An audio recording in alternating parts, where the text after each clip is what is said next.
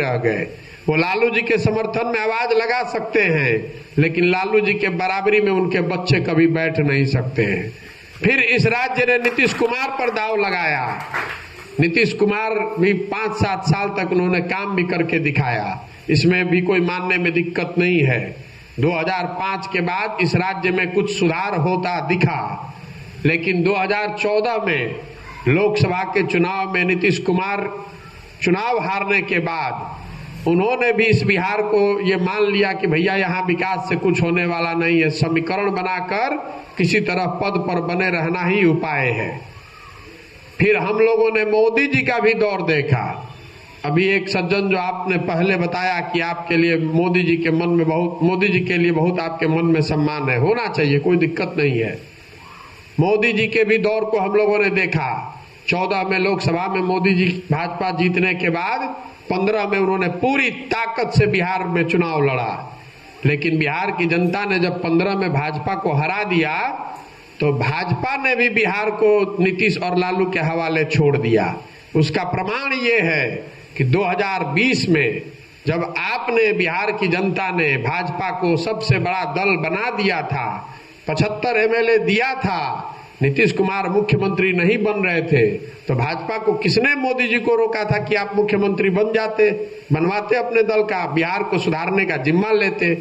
लेकिन भय इतना है यहाँ के सामाजिक समीकरण का कि मोदी जी और भाजपा ने भी बिहार को छोड़ दिया कि भैया नीतीश जी आप ही बनिए। इसलिए छोड़ दिया कि कहीं 25-30 एमपी जो जीत कर जा रहा है दिल्ली, उसमें कहीं कोई खतरा ना हो जाए।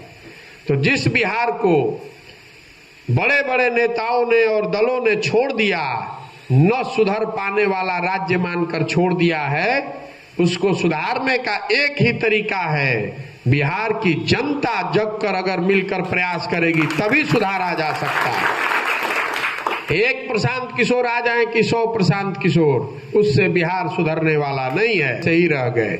वो लालू जी के समर्थन में आवाज लगा सकते हैं, लेकिन लालू जी के बराबरी में उनके बच्चे कभी बैठ नहीं सकते हैं। फिर इस राज्य ने नीतीश कुमार पर दाव लगाया। नीतीश कुमार भी 5-7 साल तक उन्होंने काम भी करके दिखाया, इसमें भी कोई मानने में दिक्कत नहीं है।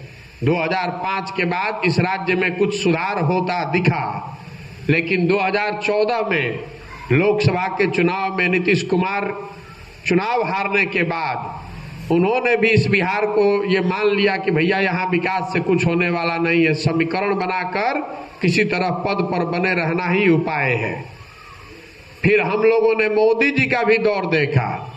अभी एक सज्जन जो आपने पहले बताया कि आपके लिए मोदी जी के लिए बहुत आपके मन में सम्मान है, होना चाहिए, कोई दिक्कत नहीं है।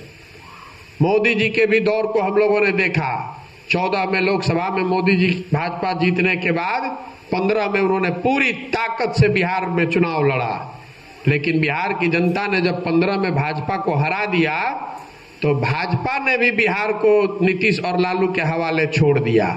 उसका प्रमाण ये है कि 2020 में जब आपने बिहार की जनता ने भाजपा को सबसे बड़ा दल बना दिया था, 75 एमएलए दिया था, नीतीश कुमार मुख्यमंत्री नहीं बन रहे थे, तो भाजपा को किसने मोदी जी को रोका था कि आप मुख्यमंत्री बन जाते, बनवाते अपने दल का, बिहार को सुधारने का जिम्मा लेते।